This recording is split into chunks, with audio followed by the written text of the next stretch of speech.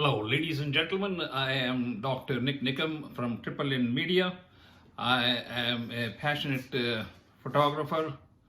I use Nikon D750 and I use Goddox V1. I want to talk to you about how to use Goddox V1 flash to get smooth skin surfaces on subjects. And here I have set the flash here this way, and a lot of us put the flash this way, and if the flash were to be facing the subject directly, it is like a sunlight hitting the person. In fact, Goddox V1 has a Kelvin temperature of 5600. If you want, you can set the white balance to K 5600, and that is under white balance section.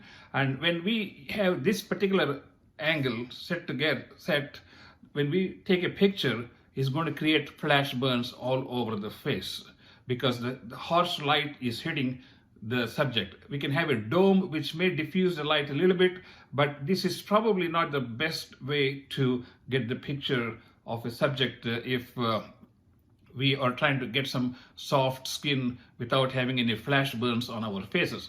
The next option is to just lift it up and have the light bounce off the ceiling. But remember, when the light is coming off the ceiling from the top to the bottom, it's going to leave shadows under your eyes, under the chin, and the eyes are going to be dark, so you won't be able to see the eyes very nicely. So that is not a very good option to begin with. The other option is to have the light. What we do is we turn the light back facing the back wall and the ceiling, and we have the light bounce off when the camera is like this. When we have the light coming from the back, it is coming all the way from head to toe, so we will get a uniform distribution of the light, so that from top to body, rest of the body, the light distribution will be uniform, so you can see the eyes and with chin and all this without having much shadows. This is one way to do it.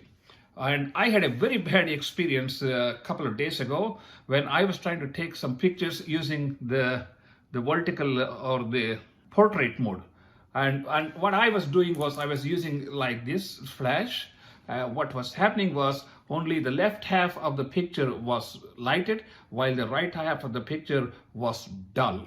More than half of the pictures I took were in this portrait mode, and I was so miserable. So I came back and I did a lot of research. That's what I want to share with you in this presentation. So what we need to do is, in those situations, we turn the flash backwards, and we can either turn it to face the left upper corner of the room, so it acts like an umbrella, so the light comes this way, and since it is coming indirect light, it is not going to create a light half being dark. It creates a more uniform image. This is one way to do it, or you can turn it to the other side. So like here we have this one going, you can have it go towards this wall, or you can turn it to the other side, like going towards the right side of the camera. When we do that, I think it will give us a much better image, since it is an indirect light coming from either the left or the right corners of the room, almost like an umbrella light that you use in a studio. But again, it depends upon how high is the ceiling, how far is the wall, and if it's a short room, I think that will be a very good idea to experiment and see if it helps you. But anything is better than having a flash directly in facing the subject, which is probably going to be the worst, because all our pictures are going to be washed out. We're going to lose the details. The skin is going to look pale, and it is exceedingly difficult to fix that in Lightroom. And I had multiple times when I got into that habit of hitting light directly, and then I realized that's not the best way. And we can do this way, but I think I would start off by having the flash hit the backside and get the appropriate image.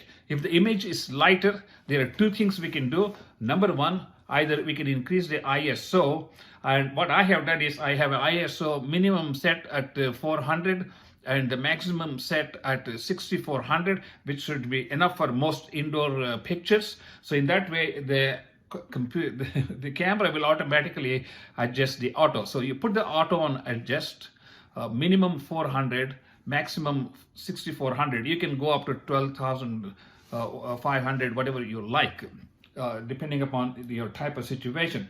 So once we have the ISO set, there are two more things that we can change to increase the amount of light coming into the picture if it is a darker image. So one is either we can reduce the f-stop. Right now I'm using 5.6, and I had to use 5.6 because 4 was just giving too much light, causing like whole face being washed out. So you can go from a higher f-stop to bring it down if your images are darker. The other thing you can do is if you start off with a shutter speed of 250th of a second, you can drop it to 125th, or you can go up to 160th. If the subject is still, you can go up to 160th of a second. So that will almost quadruple the amount of light coming onto the sensor. So there are two ways to adjust the camera for darker images. Number one is to adjust the f-stop. The second one is to adjust the shutter speed. With those tools, you can get most of the pictures. There's also an exposure compensation button here, this little square button here, and I rarely ever use that one, but we can study that one, and in that way you can increase the exposure compensation by like 1/3 of a point. But I think it's a lot easier to just use the front wheel, use the wheels here, front wheel for f-stop, back wheel for shutter speed, and you'll be fine. I hope this has been useful to you, because this has been bothering me for several months, because Goddox V1 is a very powerful flashlight. I just put it on TTL because there's too many things going on, and I don't think people have patience to wait for us to change anything to take pictures. The only thing we can adjust is the shutter speed or the f-stop, because they can be done very quickly. So I hope this has been useful to you, educational to you, and please do subscribe to our YouTube channel, and I will see you in the next Nikon D750 flash, and also Lightroom. I use Lightroom to edit my pictures. Okay, smile, click, bye.